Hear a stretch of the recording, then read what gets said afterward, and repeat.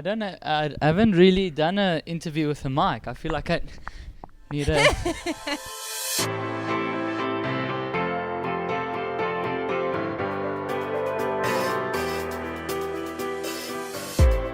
An actor, comedian, and a lover of sweaters inspired by nature meets... Wait, what? Hi guys, and welcome to Arlene's Rendezvous. Today I rendezvous with Schalk Bezuidenhout at the Southern Sun Waterfront Hotel in Cape Town. This young, talented South African have been making waves in the comedy and entertainment industry, not only with his dry sense of humor, but his gift of bringing sexy back. Now, Schalk, it has been said that laughter brings healing to the bones. Do you regard yourself a doctor? Has it? Do you regard yourself a doctor? I can't say that I'm a doctor because that's Riyad Musa's thing. Riyad Musa, the doctor. Yeah. But yeah, I'd like to think that, you know, if people can watch comedy, whether I'm on the, whoever, you know, if people just go watch comedy, I'd like to think that for the duration of the comedy at least, people sort of forget about their problems. I mean, I certainly do. You know, if I'm going through a tough time or whatever, and I go to, whether I'm performing or not, and I go watch or do some comedy, while I'm watching or doing it, I'm pretty, you know, I'm like just in a happy place. Yeah. Now, you grew up in Kempton Park, and you now live in Cape Town. What do you miss most about Gauteng, if anything? Obviously, some of my family and friends are there, but I feel really at home in Cape Town since I've, like, I don't know why, just ever since I've come here, just immediately felt quite at home because of a lot of elements, and I've made so many friends. I mean, I live here with my girlfriend, so Cape Town feels like sort of like home to me now. But I love going back. I love going home, seeing my parents, just being in the environment that I grew up. I mean, it's always nice. And I mean, especially because it influences, especially in the show I'm doing now, like my growing up years in Kempton Park is such a big part of my comedy. Yeah.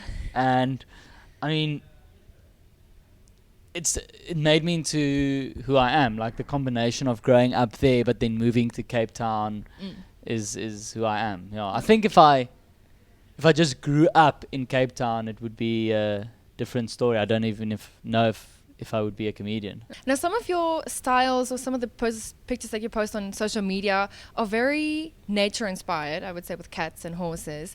Would you call yourself an outdoor person, and have you like slept in the bushveld? No. Not at all. No, much prefer hotel. Not crazy about camping. With my girlfriend at the time, like my first Rockin' the Daisies, she pitched the tent. I said I'll rather do the manual labor of carrying the heavy bags back and forth from the car, but pitching a tent, I just can't. The only time I can pitch a tent is in the mornings. I wake up and it's pitched. Now, people generally perceive that comedians always have a joke ready, which I think you do, but it's always perceived that you're on a high and very happy. Do you sometimes have something that kills your vibe, and are you always in this great mood? Well, ironically, when someone expects you to be funny right there and then, that just immediately like kills your vibe. Yeah. When I'm the most like, it's like when you are forced to do something, then all of a sudden you don't feel like doing it.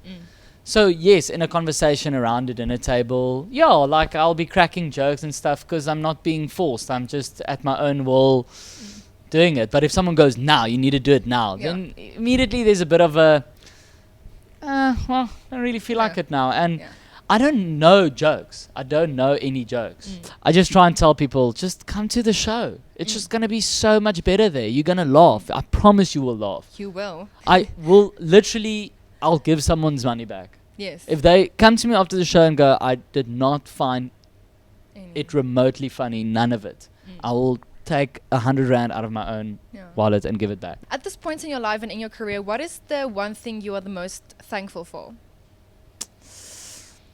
I guess just the talent of being able to be funny. That's it. I guess that. Now, can you give us, or the viewers rather, a scoop on Schalk Bezuidenhout that the public doesn't know yet? Doesn't know yet. Yes. Secrets. Secrets. Well, I've actually read.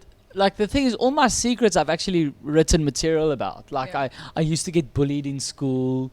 I say a lot. I mean, it wasn't ever like physical, really. But I mean, I used to get bullied in school. But I've got a joke about that. So it's something I guess the public knows. Nothing really. A joke that it hasn't been in a one-man show. I've done it once or twice on stage. It's like I used to be... It's something I cringe when I think about it, but I used to be like a really jealous boyfriend. Sat at home. I'm sure a lot of guys can relate. Like, you sit at home and you're like... Yeah. Who's she? And you're checking your phone every 2 seconds. Like, did she check in somewhere? And it's just it's Terrible. exhausting. So that's something I don't think, because I think if you meet me and stuff, you wouldn't think that, because I'm very like happy-go-lucky, whatever. But it's something that I used to actually struggle with at some stage. An episode of Hotel, which was hilarious, and I'm really hoping for season 2. You had a kind of a workshop with Bobby on how to kiss the character Milani. Yeah. Would you say he's kind of the best expert in that field? Bobby can seduce any, like, Bobby is the master of seduction, and I mean he can hook up a cat and a dog. Okay. Like, that's how good Bobby is. Yeah. And just looking into his eyes, I mean, I had to write my text on, you couldn't see it, but on his forehead, because I could just, if I look into his eyes, I forgot my words. Yeah. In 5 years' time, with everything that you've achieved up to this point, where would you like to see yourself? I'd actually just like to see myself doing what I'm doing still. Because at the moment, I'm quite busy, and I enjoy being busy. So in 5 years, I'd like to see myself just as busy, if not busier. Because, you know, a lot of people will say, like, oh, you flavor of the month. And I hate that, because that implies that it's going to end after a month. Yes. Yeah. You know? And then I'd always say, like, well, I hope it's a bit longer than a month. But I guess it does happen, you know, like, people like you and then sort of they move on. So I'd hope that in 5 years, don't move on. people still buy Stay tickets to my shows. Yeah. Well, I can honestly say that I feel like that interview was a drops mic, walks out of the auditorium, drives off into the sunset type of interview. If you at home or at work also want to have a Schalk Bezuidenhout experience, be sure to check out his Facebook page and subscribe to his events near you. Also, give the guy a follow on Twitter and Instagram. Then, speaking of following, be sure to follow your instinct and subscribe to my channel right here in the right hand corner. Thank you guys for watching, and see you on the next one.